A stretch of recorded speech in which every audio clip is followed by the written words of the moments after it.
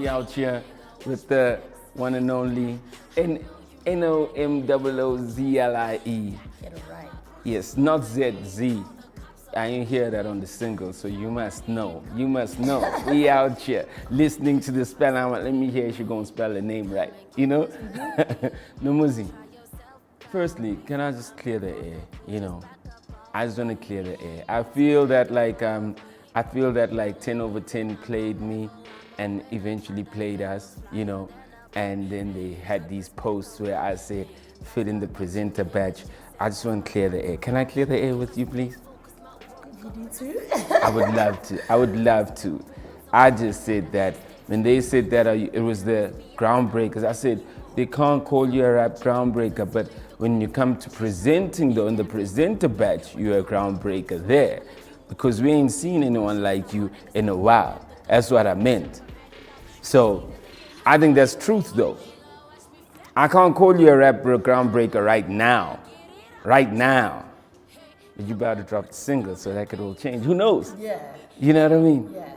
I wasn't mad about it. I think because like I know, especially because I do the entertainment, I kind of know that anything will get you. Yeah. And I also know that sometimes you don't say something with malicious intent, it's just the way it is for you. Yeah, yeah. It might not be that way for everybody else, and it's probably why they use it, because it may only be you seeing it that way. Yeah. So if you put that out, maybe it'll be a little bit more. Yeah. But I don't think people watch TV and try to get information on things that they already know. Yeah. So you're slicker. So yeah, but we'll forgive you. Thank we'll you. To keep it 100 though, I mean, I'm a stern rap dude, so you know, I mean, I also like want to give credibility where credibility is due. But most important though, beyond rap, I'm also like, I'm not a hater. I see greatness. I mean, so when I see you, I go, yo, you killing it though with that whole thing, with that whole fashion thing. I mean, to keep it 100 with you, I was speaking to your people the other day for some other business deal that never went through, and it just came to come across me.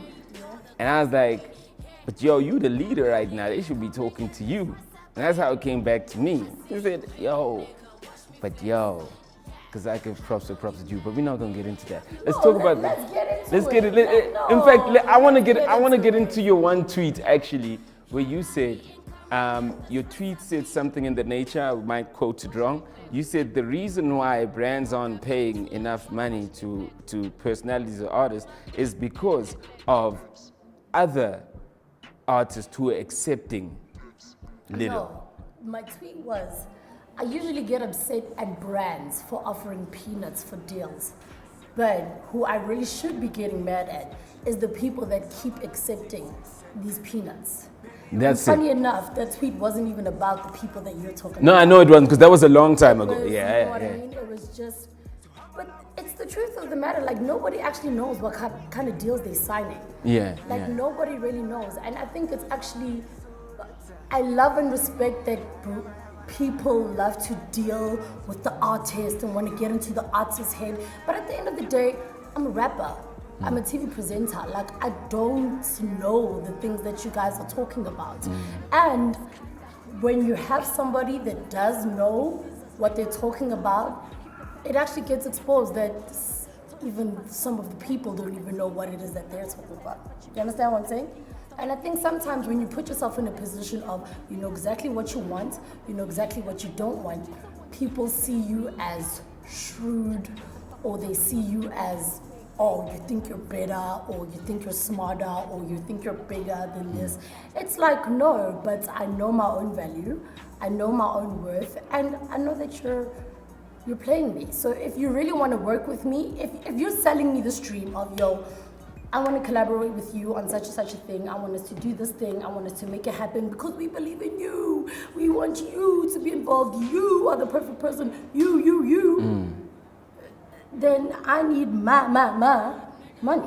Yeah. Do you know what I mean? Yeah. Like, it's only fair. And the thing is that I feel like if brands really come to the party and really truly give these artists what they deserve, all you're doing is unlocking them even more. Hence deals like Abu Mabala Noise are like, oh wow, look at is so super unorganized. Like, yes, they've always had those ideas in their head, but if you don't have the financial backing to make those things happen, it's not gonna work for you. And it's not only in the hip hop space. I mean, I remember Euphonic and Fresh having this conversation with a DJ Speedster and a DJ Capital 3 years ago. And it's taken them so long to finally make their things come to fruition because they haven't had the guaps behind them to make their ideas come to life. So I'm not trying to sell myself out. I feel like I have a bigger picture and a bigger future, and I've never signed a deal that I haven't read through every contract word for word. Because I have an agent. His name is Owen. He's the best ever, and he has never allowed me to sign anything that I haven't truly understood word for word. So if ever in the future you're trying to do business with me, let it be known. You're not going to talk to me about it because I'm not an agent. I'm not a manager. Yeah. I'm a rapper, Yeah. and I'm a television presenter, and I'm a personality. You're basically the talent. You don't speak to talent, speak to the business behind the talent. Speak to the business behind the talent. That's it. Because if you really want to have a conversation with just the talent about that, obviously now, like, I'm learning to unlock myself on these things, so that when I do have these conversations with people, you know, I mean, it's the same for you. You know what I mean? Yeah. But at the end of the day, bruh, we're not lawyers. And that's what these artists need to understand, and that's what these people need to understand. Don't take a quick buck because it's right there in front of you. Really, truly know what you are signing yourself on for, and understand that you signed that one deal, but it means you're not signing 5 other deals. So let me ask you a question, and I'm asking this not from because I saw you yesterday, y'all with KO, y'all were talking for a long ass time, so I know that everything is super cool from there. Did you, coming out of Cashtime, is that also one of the lessons that you kind of go, this is what I learned from there? It was a good place to learn, but moving forward, this is what I learned from there. You know what I mean? Where does this wisdom come from all of a sudden? I don't think it's all of a sudden, dude. No, I'm just saying though, you obviously, if you were in an engagement, say with Cashtime, and you felt that there were some cracks with it, you know what I mean? That means that like you probably never saw something. You never had that wisdom before the cracks occurred. For sure. Exactly. So the wisdom has come from somewhere. It wasn't just like boom, yo, Nomoozie's on some. I got Owen. You know what I mean? Don't be slowing my life and my money. Shit, I need my money to be growing. Put that on his website, bro. You know, Owen gotta keep the money flowing. But before Owen was keeping the money flowing, what I'm trying to say is that, yo, was part of the Cashtime experience the thing where you go, yo, fortunately the relationship is cool with these cats. There's no bad blood, but this is what I'm gonna learn about myself moving forward. There is no bad blood, for sure. I mean, I think there were definitely disagreements, and because we are humans, there are still those things of like, you know what I mean? Yeah. But the nature of Cashtime and myself too is that, dude, we want to grow, we want to work. No, but I'm just saying that, yeah. I'm gonna get cool, to all that. right, cool. It's way easier to like just be good and open yourself up and learn and move on than to like stay angry. And I think that if I had stayed angry, I would probably still be with Cashtime. Yeah. So you have to live, you have to experience. And I think if you don't have an Owen, keeping the money flowing, you're gonna sign a whole lot of crazy deals. So along the way, there were things that happened. And one thing people need to understand is that I know that while I was at Cashtime, I became Skanda Queezas, the new age Mabizas. But is it Mabizas or Mabrizas? I cool. I cool. So, although I became that personality, there was never a time where I was sat down at a table and they said, okay, here are your clothes. You have to wear these socks with these skirts, and then you have to walk like this and talk like this. You sit like this, you stand like this. It was just me living in their space and unlocking myself and saying, yo, this is the swag right now. Do you know what I mean? And interpreting that for myself. So I was Nomoozie Mapena before I came to Cashtime, and Nomoozie Mapena was a big deal, still is. Do you know what I mean? So the machine has always been moving. But sometimes when you put yourself into a space where you don't really know, like, although I was a part of the music industry, I didn't really know. Like, once I became an artist, even things at MTV would frustrate me. Even things like promoters suddenly frustrated me. Even like being a host of an event. Because I was an artist, I really understood when KO was like, yo, love you, Nomoozie, they probably paid you 20K to be on the stage, but I don't need an intro. I get it.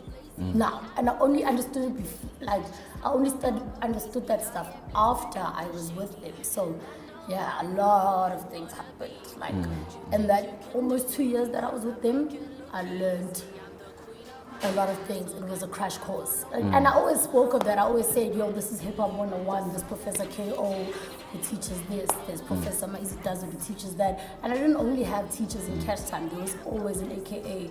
There was always a Les. There was always a Scooter Rock. There was always somebody else. You know what I mean? So here we are. I always say, and this is why I go, I just want to back up my statement when I go, in the batch of presenters, you probably are a groundbreaker in that level. I mean, you could almost go with different personalities. You know, we've had like, say, the Bonangs, we can go, okay, this is what's going to happen. We've had the Leratos, this is what's going to happen. We've had the Pearls, this is what's going to happen. You kind of like different, you know. I can't sit there and go, okay, this is what's going to happen. Because, you know, you have that credible street element from the music aspect. You know, you're presenting. You have the fashionable aspect. Where do you see yourself like taking the game? Because already you feel like, yo, I'm worth something. Not just everyone's chick. Not just being associated with that type of brand that did that with those other girls who are big in their own right. But yeah, they big, but I don't think that's aligned with me. You know, what is the value? What's Nomoozie's currency? That's what I'm trying to get to, you know? The thing is that it's because I don't know what's in your head. I don't know what you're seeing. What's this thing of yourself? And no one knows what's in anyone's head. But I'm interested to tap into what's this thing that you see that makes you turn down certain deals, that makes you go, oh, and that thing is slow and our money. You know what I mean? I always loving his life right now. The thing for me is that, like, I could easily take any chick right now and it would do, even a minuscule check would like do so much for me. Like if somebody was to just cut me like an 80,000 rand check right now, I could do so much with that 80,000 rand. But I have to ask myself, what am I doing to get that 80,000 rand? What part of myself am I giving away? So it's not money, it's about, I know what I want. I know what I want and I also know what I'm worth. And the thing is that, like, the things that it cuts off as well, like I was saying, you sign one deal and you don't sign 5 deals. And because of the nature of the personality, I'm not like a carbon copy of anything else. There are some deals where you give some person and in the next week, there's another person doing the exact same deal, but we don't even care that other person did it, do you know what I mean? Yeah. Whereas I pride myself in being a person when I do it, I'm doing it. When I do it with big, like, for real, do you know what I mean? Yeah. And to do that, there are certain things that it costs. I'm looking at you, by the way, you're looking super fly, you know. I saw you last night, you're always looking super fly. Now I listened to the line, one of the lines in your song, you say, I won't quote it as is, because I heard it this morning for the first time. You say something like, what you are in 7 days, or what you are is what cats are trying to, you know. The lifestyle that you live is chasing, that's my 9 to 5. That's a day in blanco. What is that? What is that 9 to 5 where these cats are chasing that? What is that 9 to 5? I mean, a lot of young rappers are dying to like just have an interview with Slicker. Do you know what I mean? Yeah. But it's Sunday afternoon and I got him in a dress though, having this interview. I understand. I hear you. The lifestyle that you need is chasing, that's my 9 to 5, even on a Sunday. Yeah. I see that. That's it. I think it really does speak for itself, and there's so many lines that I could take you through the whole song from beginning to end. Why? Okay, I'm glad. Why? Then I hear, you know, you got like, about like niggas, you got this, you feel like people are trying to block you. That's what I get from this. So you feel like people are trying to hate on you and block you, like there's this force that's pulling you back. Where does that even come from though? Because I think you're just on your own lane. Maybe people don't understand you And maybe people can't put you in a box. But also, it's even now, social media right now is super lit. Something like having an opinion, and even just saying like, sometimes when you respond to one negative tweet, you respond to one negative tweet.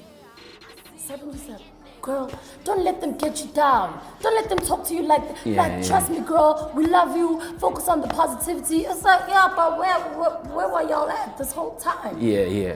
Why y'all let that negativity come through? And also, it's like, it isn't a constant state of mind, and that's what I love so much about music and writing, is that it is a sense of catharsis for me. So for me, it's like I can just... Girl, you're going to have to break down in English, sense of catharsis. Ooh-wee. Google, baby. It's a sense of... remind me that catharsis, catharsis. Yeah, so like, I can...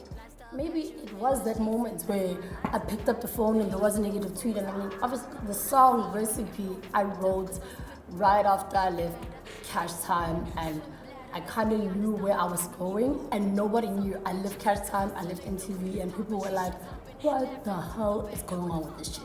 Like, she's lost it. Like, she's lost it. And that's the thing, there is so much mob mentality in the time that we live in, you know what I mean?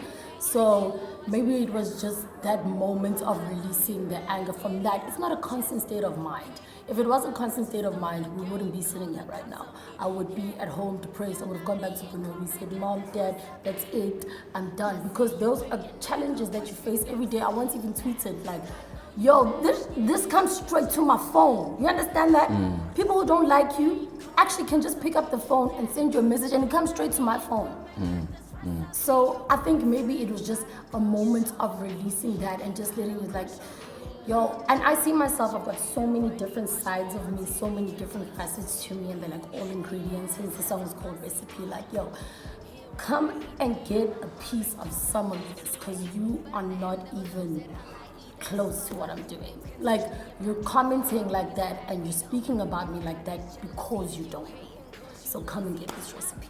I love the fact that you're from Benoni, and no one can question, because Charlize Theron is also from there, and not to mention I'm also from the East End, and I'm super lit, you know. I mean, yeah, I'm just like a game changer. So yeah, ain't no one can say the East End cats are any other way. For me though, that's why I think that's what makes you different even in the scene, is because a lot of people come from the same places, right? A lot of people come from the same school of thought. You know, in order for me to be great, I had to think outside East End. And once I got into this world of like, oh, like the people from Soweto to the north, I saw what they were doing, and I was like, I see what they're doing, but I have this other bigger plan in my head, and I'm constantly like that, you know? So I'm asking, like right now, you literally are like a full package. You know, you literally hit them, you got the music, you got the fashion, you got the presenting. When you were sitting in Benoni, you must have been seen like you're a weird kid, if not like super cool, because I'm trying to find where does all this come from, you know what I mean? It's like I went to private school, I went to St. Dunstan's, which is like the same school that Yufanik went to. So it was a private school, but all the cool stuff was happening in the public schools, like Benoni High, Wordsworth, Lamore, and I just was naturally drawn into that space. Everybody else was a rapper or a dancer, and I actually thought that was like... I want to find out where you get your fashion sense from. I think it's a combination. Like, you know, the thing about Benoni is that because it's such a small town and people can easily get locked into, it's a small town, everybody needs to be the same. We all just like all wanted to be different, and there were like so many different cliques. Like, there was this event that I used to MC called Ben City Rise, and there was just like come up rappers. There was crew versus crew. There was even one time where they all met in Crystal Park and they all got into a big fight, but it was, okay, 2 o'clock, Crystal Park, we meet you all fucking each other up, that's it. So it's like I kind of grew up around that, and because everybody around me was either a rapper or a dancer, I was like, I don't want to be any of those things, because like I see all of you guys doing this 24/7 all the time, pushing, and it's like, where are y'all really going with it? So look, for me, okay, cool. You know, as a parent, you start seeing a lot of replicas of who you are with your kid, right? My kid is crazy, but I'm literally like, let him go crazy, because I'm like, ooh, see, that's just your black ass. That's the problems you gave your mother. I'm trying to figure out your parents, right? Like, what do they think of this? Do they see any of them in you right now? You know, was your mama Blanco? You know, like is there anything that when you look at yourself, sometimes you go, yo, I could have got this from my dad, my mom. I want to find out about your fam. I've been more like my dad from the very beginning. We would probably be doing this until you're on a helicopter. Like, he plans that far ahead. Like, he's just that savvy with it. So now I'm fully becoming my father's child. You know what I mean? That's and I'm really taking control. That's the question, yeah. But the personality and the sass and the I got it like that. I'm not even intimidated that you got it like that. Actually, young Kaza that you got it like that. Because I got it like that. So we both got it like that. That's all mom.